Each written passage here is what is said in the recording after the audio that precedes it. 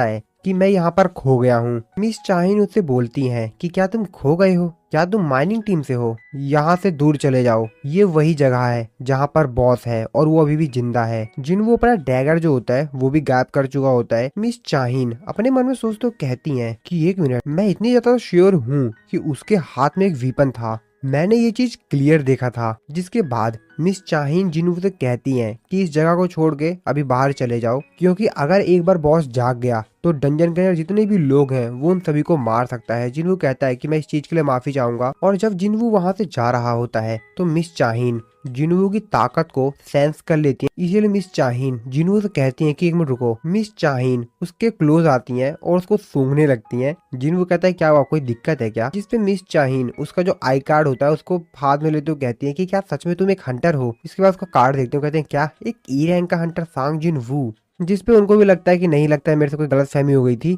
जिसके बाद वो जिनवू से कहती है कि ठीक है, इस चीज को दिल पे मत लेना, तुम यहाँ से आराम से चले जाओ, और हाँ सावधान रहना, डंजन काफी ज्यादा बड़ा है। और फिर जिनवू भी वहाँ से चला जाता है। मिस चाहिन जिनवू की तरफ देखते हुए कहती हैं मेरे को लगता है कि शायद ऐसा इसलिए हुआ होगा क्योंकि इसकी जो रैंक है वो काफी ज्यादा लो है, वैसे इसकी जो स्मेल थी वो भी काफी बेहतर थी। जिनवू अपनी माइनिंग टीम के पास वापस आता है, वो सारी बात अपने लीडर को बताता है। उसका लीडर कहता है अच्छा तो तुम खो गए थे और तुम मिस्टर चाइन से मिले, तुम काफी ज्यादा लकीएस्ट थे, उनसे बातचीत करने की अपॉर्चुनिटी जिंदगी में एक ही बार मिलती है। वैसे मिस्टर चाहिन हरदम पेट्रोलिंग पे रहती हैं ताकि बॉस जो है वो अपने लायर से बाहर ना आ सके। वो बिल्कुल भी ब्रेक नहीं लेती, वो काफी ज्यादा अच्छी इंसान है। जिन्हों अपने मन में सोचते हो कहता अच्छा तो इसीलिए वो वहाँ पर थी। वैसे माइनिंग टीम का जो ये बंदा है ये काफी ज्यादा हंस रहा है क्योंकि इसने कभी भी बॉस को नहीं देखा, साथ ही में इसने किसी प्रकार की माना वेव्स को भी डिटेक्ट नहीं किया जो कि बॉस से निकलती है। अगर इसने ऐसा किया होता तब इसको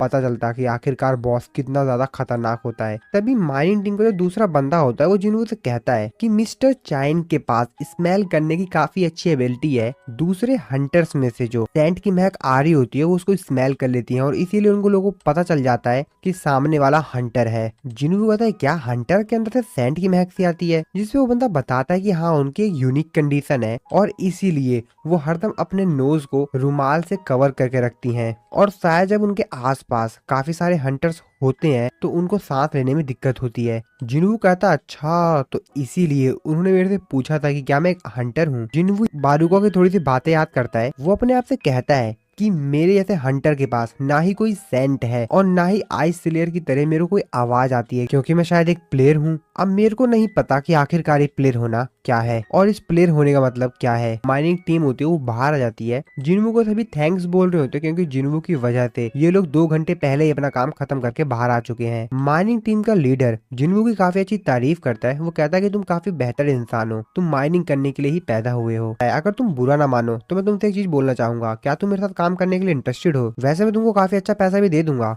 जिन वो कहता है कि अरे नहीं, आपके ऑफर के लिए शुक्रिया लेकिन मैं कुछ और काम कर रहा हूँ। लीडर उससे कहता है कि चलो कोई नहीं, वैसे कल का क्या इरादा है तुम्हारा, तुम चाहो तो कल भी मेरे साथ काम पर आ सकते हो। जिन्हों अपने मन में सोचते हो कहता है कि मेरी री इवेल्युएशन के लिए अभी भी 2 दिन है। जिन्हों उससे कहता अच्छा तो हंटर कल भी रेड पे जाएंगे, जिसपे वो बताता है कि हाँ कल भी हम लोग एक ए रैंक के गेट के अंदर जाएंगे। लीडर उसको बताता है कि कल हम लोग स्ट्राइक स्क्वाड बी के साथ जाएंगे ना कि ए के साथ। जिन्हों अपने मन में सोचते कहते क्या स्ट्राइक स्क्वाड बी? लीडर उसको बताता है कि यही तो हंटर गिल्ड की स्ट्रेंथ है, कोरिया में सिर्फ हम ही लोग ऐसे हंटर गिल्ड हैं जिसके पास 2-2 स्ट्राइक स्क्वाड है और वो दोनों स्ट्राइक स्क्वाड ए रैंक के गेट को क्लियर करने में सक्षम है और इसीलिए हम लोग अपना जो काम है वो बांट लेते हैं। जिनवू से बोलता है तुम्हें वो कल कहाँ मिलना है? लीडर को कहता है कि तुमने काफी अच्छा सोचा, मैं सुपरवाइजर से बात करूंगा और मैं उससे बात करके कहूंगा कि तुमको डबल पैसा दे, क्योंकि तुम एक एवरेज माइनर से 5 गुना तेजी से काम करते हो तो वो तुमको डबल पैसा दे ही देगा। जिनवू भी कहता अच्छा चलो ठीक है। अगले सीन में हम लोग योजिन और उसकी कजन को देखते हैं। योजिन यहाँ पर जिनवू के बारे में बड़बड़ा रहा होता है, उसकी कजन उससे बोलती है कि आखिरकार तुमने मेरे को कॉल करके इस बेकार सी जगह पे क्यों बुलाया है। योजिन बताता है कि मैंने अपने फादर से बात की, जिसकी बात सुनने के बाद उसकी कजन हैरान होते हुए कहती क्या सही में? तो इसका मतलब ये है कि तुम गिल्ड मास्टर बन चुके हो। योजिन कहता है कि हाँ लेकिन मेरे को यहाँ पर जिनवू की मदद चाहिए। उसकी कजन हैरान होते हुए कहती है भाई ये कौन है, ये जिनवू कौन है? योजिन उसको अपना फोन दिखाते हुए कहता है कि ये देखो मेरे फोन में लुक, इसको ध्यान से देखो, ये मेरे कॉल को अवॉइड कर रहा है। ये बंदा वही है। उसने मेरे से कहा था कि कुछ समय तक वो मेरे से बात नहीं कर पाएगा, कांटेक्ट नहीं कर पाएगा, लेकिन हफ्ते बीत गए हैं, बहुत ज्यादा समय हो गया है। तभी टीवी पर न्यूज आती है कि ली मिन सुंग हॉलीवुड स्टार रैंकिंग इवैल्यूएशन के लिए प्रिपेयर कर रहे हैं। योजिन भी न्यूज सुनकर कहता है कि ये क्या बोल रहा है, ये रिसेंटली अवेक्ड हुआ है और ये अपनी रैंकिंग इवैल्यूएशन करवाना चाहता है। उसकी कजन तो कहती है कि इसे शो ऑफ कर रहा है, इसने ऑलरेडी अपना इवैल्यूएशन करवा लिया है और इसको ए रैंक मिली है, ये सिर्फ एक पब्लिसिटी स्टंट करने की कोशिश कर रहा है। और ये बहुत ही ज्यादा ईगो में रहता था अवेक्ड होने से पहले ही, अभी अवेक्ड हो गया, इसके बाद तो मैं इमेजिन भी नहीं कर सकती हूँ कि अब ये इसके पास कितना ज्यादा ईगो होगा। चलो ये सब छोड़ो, और वैसे भी मैं काफी ज्यादा बिजी पर्सन हूँ। और ऐसा कहते ही योजिन के पास जो फोन आ रहा होता है उसको खींच लेती है। वो कहती है ये किसका फोन आ रहा है, ये तो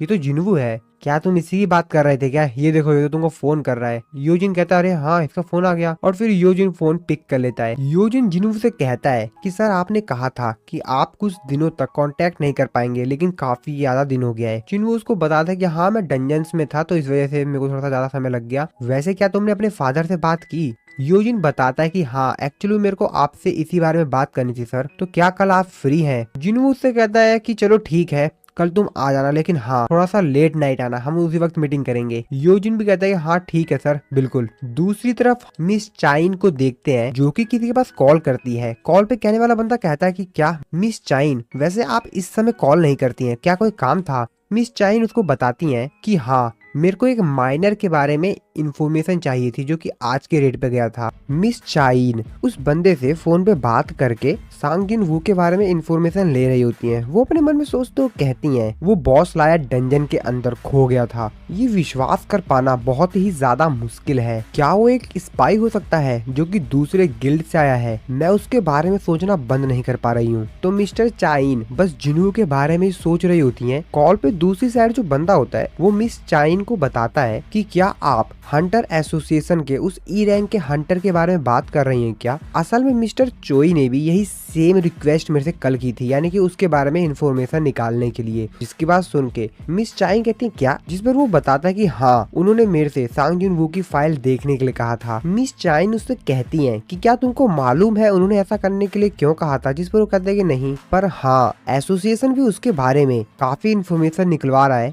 मैंने आज से पहले कभी भी किसी हंटर्स के बारे में इतनी ज्यादा जांच पड़ताल करते हुए नहीं देखी, यहाँ तक कि किसी हाई रैंक के हंटर्स के बारे में भी नहीं। मिस चाइन अपने मन में सोच रही होती हैं कि हंटर गिल्ड के जो मास्टर हैं वो भी जानना चाहते हैं कि आखिरकार वो है कौन, जबकि एसोसिएशन उसकी इंफॉर्मेशन को छुपाने की कोशिश कर रहा है। और ये सब किसके लिए? सिर्फ एक ई रैंक के हंटर के लिए। मुझे लगता है कि यहाँ पर कुछ तो गड़बड़ है, मुझे जानना होगा। इसके बाद वो भी यहाँ पर फोन काट कर अपना सोने चली जाती हैं। लेकिन वो अभी भी जिनवू के बारे में सोच रही होती हैं कि आखिरकार सिर्फ वही एक एक्सेप्शन क्यों है। इतने सारे हंटर्स हैं, सभी हंटर्स में से सिर्फ वही एक लौता है जो कि एक्सेप्शन है। आखिरकार ऐसा क्या है उसमें? और वो एक ऐसा पहला इंसान था जिसकी स्मेल काफी बेहतरीन थी। दूसरी तरफ जिनवू जो कि सेकंड बार माइनिंग टीम के साथ करने के लिए आया हुआ होता है। आसपास जो खड़े लोग होते हैं वो जिनवू से काफी कुछ पूछ रहे होते हैं कि जैसा कि उसने खाना खाया कि नहीं खाया, और उसका वेलकम कर रहे होते हैं।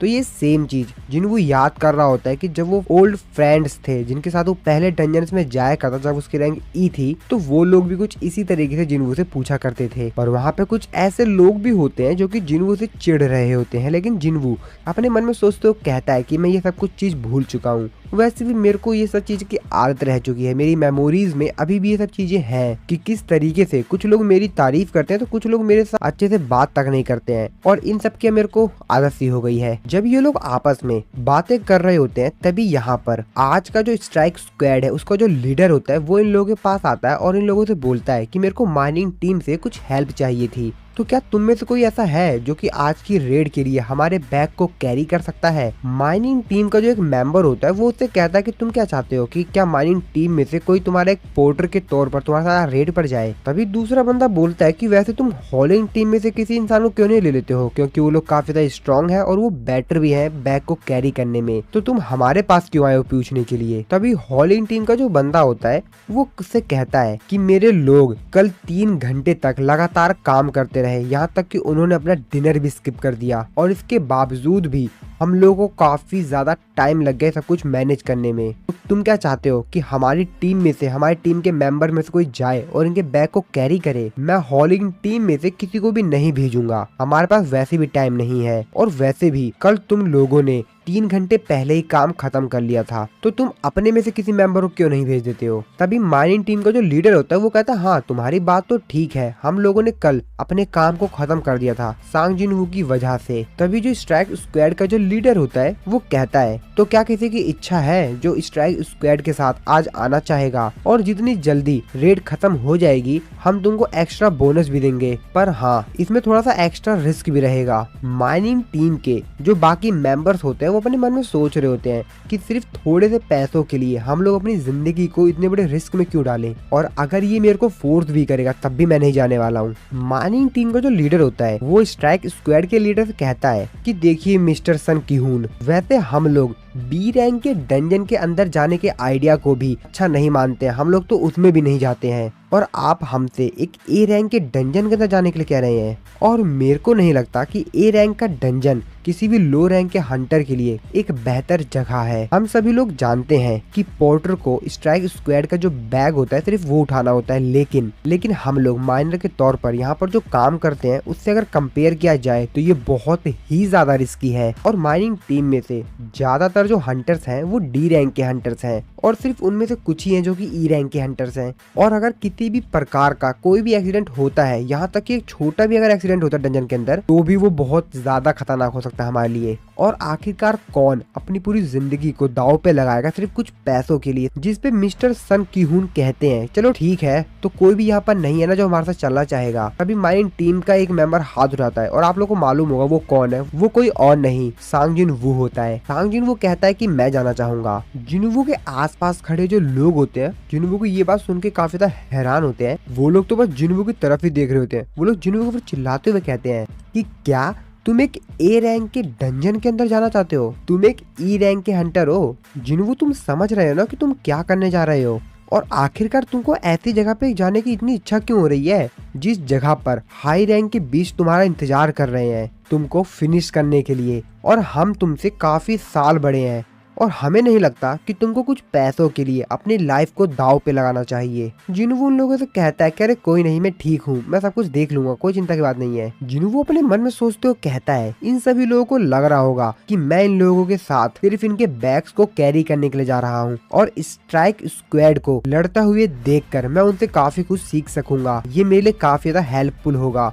और जैसा कि एक ए रैंक डंजन रेड है तो मेरे को ये अपॉर्चुनिटी मिस नहीं करनी चाहिए। अभी माइनिंग टीम में से जो एक मेंबर होता है वो कहता है अरे यार, ऐसा लग रहा है कि तुमने बिना कुछ जाने, बिना कुछ सोचे समझे ही बस अपना हाथ उठा दिया है। तुम्हारा कल पहला दिन था इस जॉब पर। तभी मिस्टर सन की-हून उससे पूछते कि वैसे इसकी रैंक क्या है, जिस पर वो बंदा हंसते हुए कहता है कि एक ई रैंक का हंटर है और इसकी रैंक इतनी ज्यादा कम है, तो मेरे को लगता है कि तुमको किसी और को अपने साथ ले जाना चाहिए। जिस पर मिस्टर सॉन की-हून कहते हैं कि नहीं कोई दिक्कत नहीं है, हम इसी के साथ जाएंगे। और फिर जिन्हें उससे हाथ मिलाते हैं और उससे कहते हैं कि तुम्हारे साथ काम करके अच्छा लगेगा। और फिर इन लोगों में अपना इंट्रोडक्शन वगैरह हो जाता है। फिर जिन वो उन लोगों के साथ जाने के लिए रेडी हो जाता है, उन लोगों का बैग वगैरह उठा लेता है। अपने मन में सोचते हुए कहता है कि कल का जो गेट था उसकी तुलना में ये बहुत ज्यादा बड़ा है। मिस्टर सॉन की-हून इन सभी लोगों से कहते हैं कि आज का जो गेट है वो बहुत ही ज्यादा बड़ा है, लेकिन कल वाला जो गेट था उसकी तुलना में आज के गेट की जो माना लेवल है वो कम है। और अगर गेट काफी ज्यादा खतरनाक होता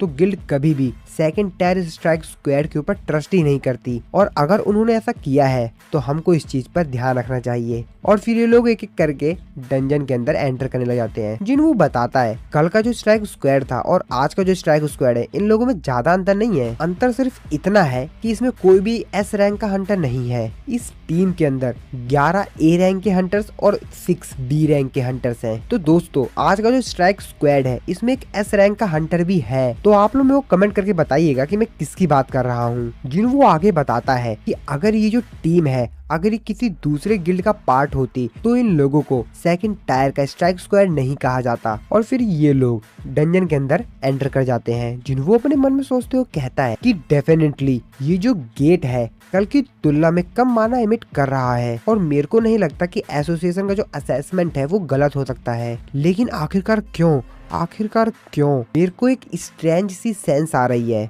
और इस प्रकार की जो सेंस है वो मेरे को रेड गेट के आगे जब मैं खड़ा था तब आई थी। मेरे को लग रहा है कि मैं बहुत ज्यादा सोच रहा हूँ और वैसे भी मेरे को इतना कुछ नहीं सोचना चाहिए। मैं तो स्ट्राइक स्क्वाड का कोई मेंबर भी नहीं हूँ। तभी स्ट्राइक स्क्वाड में की एक मेंबर वो जिन्वू से कहती है कि तुमको नर्वस होने की जरूरत नहीं है। मिस्टर सो की-हून सिर्फ वही नहीं है जो कि स्ट्रॉन्ग है, यहाँ पर जितने भी हंटर्स हैं ये सभी के सभी काफी ज्यादा स्ट्रॉन्ग है। तभी मिस्टर सो की-हून से कहते हैं कि चलो ठीक है शुरू करते हैं। जिन्वू भी अपने मन में सोचते हुए उस लड़की की तरफ देखते हुए कहता है कि शायद एक ए रैंक की हीलर है। वैसे जूही भी एक बी रैंक की हंटर थी और अगर वो अपने डर के ऊपर काबू कर लेती वो इतनी काबिल तो थी ही, वो एक स्ट्रॉन्ग स्ट्राइक स्क्वाड को ज्वाइन कर लेती और इस स्क्वाड में जितने भी 6 बी रैंक के हंटर्स हैं वो ए रैंक के हंटर्स जितने ताकतवर हैं। और मुझे लगता है कि हंटर्स गिल्ड के पास 2 या 2 से ज्यादा स्ट्राइक स्क्वाड है। ये सभी लोग डंजन के आगे आगे जा रहे होते हैं। स्ट्राइक स्क्वाड का जो एक मेंबर होता है वो जिन्होंने से कहता है कि तुमको चिंता करने की जरूरत नहीं है, जितनी भी यहाँ पर फाइट वगैरह होगी वो हम सब कुछ हैंडल कर लेंगे, बस तुमको एक चीज करनी है, तुम हमारे एकदम क्लोज रहना और फिर तुमको डरने की जरूरत नहीं है, तुम्हारे पास किसी भी प्रकार से कोई भी अटैक नहीं कर पाएगा।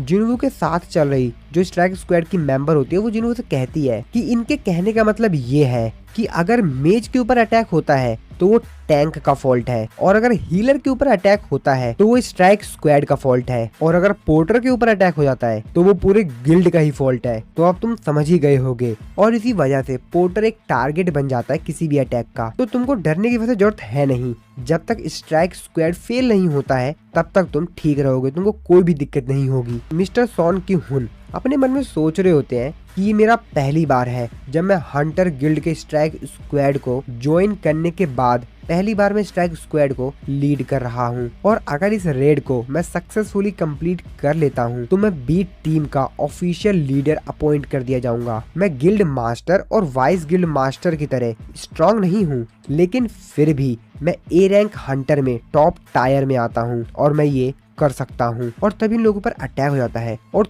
तुरंत ये लोग एकदम एक्टिव हो जाते हैं, जिसको देख के जिन्वू तो काफी ज्यादा हैरान होता है। जिन्वू अपने मन में सोचते हुए कहता है वाओ, ये लोग तुरंत अटैक मोड में आ गए, जबकि इन लोगों को अभी तक कोई ऑर्डर भी नहीं दिया गया है। जिन्वू अपने सामने उस चीज को देखते हुए कहता है ये क्या चीज है। सभी हंटर्स भी यहाँ पर जितने भी मॉन्स्टर इन लोगों पर अटैक कर रहे होते हैं वो लोग इन लोगों को मार रहे होते हैं। मिस्टर सॉन की-हून कहते हैं कि आखिरकार यहाँ पर चल क्या रहा है और वैसे ए रैंक के डंजन के अंदर जैकल्स क्या कर रहे हैं। जिन्वू भी उन लोगों से कहता है वैसे आमतौर पर ये लोग ए रैंक के डंजन के अंदर तो नहीं पाए जाते हैं और बाकी सभी जो हंटर्स होते हैं वो भी थोड़े से हैरान होते हैं कि आखिरकार ये लोग यहाँ पर क्या कर रहे हैं। जिन्वू बताता है कि डंजन जैकल्स एक सी रैंक के मैजिक बीस्ट्स होते हैं। ये लोग काफी ज्यादा कमजोर होते हैं। ए रैंक के डंजन के अंदर सरवाइव कर पाना बहुत ही ज्यादा मुश्किल होता है क्योंकि इनकी जो फूड चेन होती है वो काफी ज्यादा लो होती है और नॉर्मली ये लोग जो ताकतवर बीस्ट होते हैं उनका शिकार बन जाते हैं। इसी वजह से इनकी जो पॉपुलेशन होती है वो सस्टेन नहीं कर पाती और वो खत्म हो जाते हैं।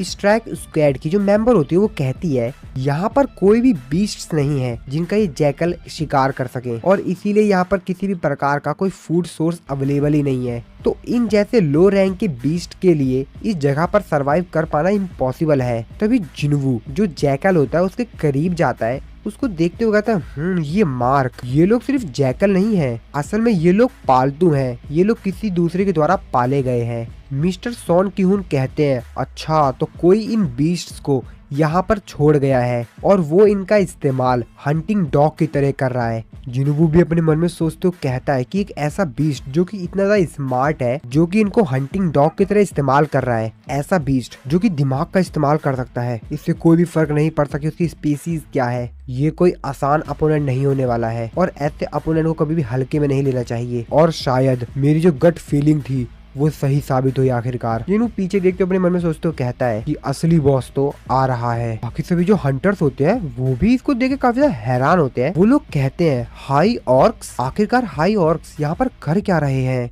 और फिर ये जो हाई ऑर्क्स और फिर ये जो ऑर्क्स होते हैं इन लोगों के ऊपर अटैक कर देते हैं। ये सभी हंटर्स भी उन लोगों से फाइट करते हैं, अपनी पूरी ताकत लगा देते हैं, लेकिन वो काफी ज्यादा ताकतवर होते हैं। वो इन लोगों को काफी ज्यादा बुरी तरीके मारते हैं। काफी सारे हंटर्स के तो हाथों को काट देते हैं। इन लोगों के साथ आए हुए जो हीलर्स होते हैं वो अपनी हीलिंग मैजिक का इस्तेमाल करके इन हंटर्स को रिकवर भी कर रहे होते हैं, लेकिन ये हाई लेवल के ऑर्क्स इन लोगों को काफी तेजी से अटैक कर रहे होते हैं इन लोगों के ऊपर और काफी ज्यादा इन लोगों को घायल कर देते हैं। मिस्टर सॉन की उन लोगों से कहते हैं कि हमारे नंबर काफी ज्यादा तेजी से घट रहे हैं और इन लोगों ने हम लोगों को चारों तरफ से घेर लिया है, तो हम लोगों को अलग अलग ग्रुप बना के इन लोगों के ऊपर अटैक करना होगा। तो सभी के सभी लोग 3-3 के ग्रुप में बढ़ जाओ, फटाफट जल्दी करो। मिस्टर सॉन की हून अपने मन में सोचते हुए कहता है कि माना कि एक ए रैंक का गेट है, लेकिन मेरे को नहीं लगता कि 20 से ज्यादा हाई ऑर्क्स एक साथ अटैक कर सकते हैं। और आज का जो डंजन था और एसोसिएशन के असेसमेंट के अकॉर्डिंग आज का डंजन इतना भी ज्यादा खतरनाक नहीं होने वाला था। ये